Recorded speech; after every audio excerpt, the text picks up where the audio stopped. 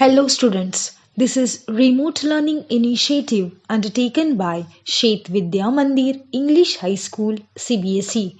Myself Preetham De Silva, your SST teacher, and today we are going to deal with Standard 7th History, Chapter 6 Towns, Traders and Craftspersons.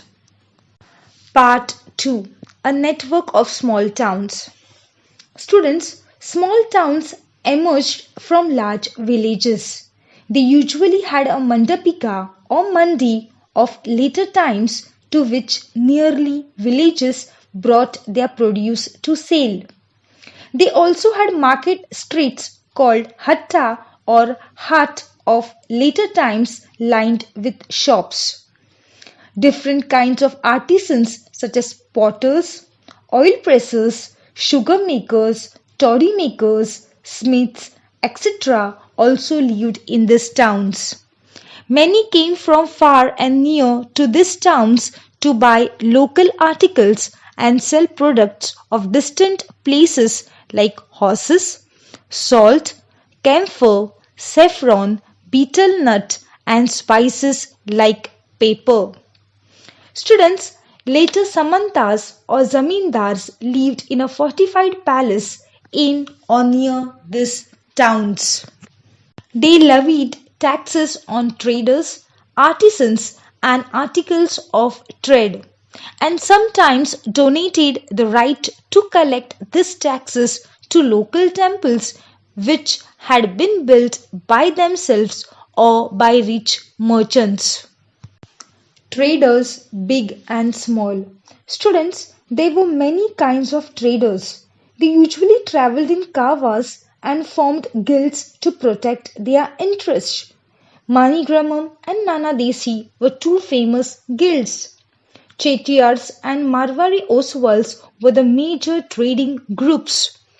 Gujarati traders, including the communities of Hindu Baniyas and Muslim Bohras, traded extensively with the ports of the Red Sea, Persian Gulf, East Africa, Southeast Asia and China. They sold textiles and spices in these ports and in exchange brought gold and ivory from Africa and spices, tin, Chinese blue pottery and silver from Southeast Asia and China. Arab, Persian, Chinese, Jewish and Syrian Christian traders lived in the town on the west coast. Indian spices such as pepper, cinnamon, nutmeg, etc. became very popular in the European homes. Indian cotton cloth was also in great demand. This eventually drew European traders to India. The craftspersons of Bidar were very famous. Their inlay work in copper and silver came to be known as Bidri. The Panchals or Vishwakarma community consisting of goldsmiths, bronzesmiths, blacksmiths, masons and carpenters contributed a lot in the building of temples.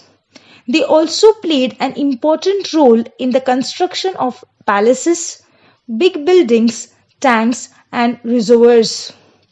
Weavers like Saliyar or Kaikolars emerged as prosperous communities, making donations to temples.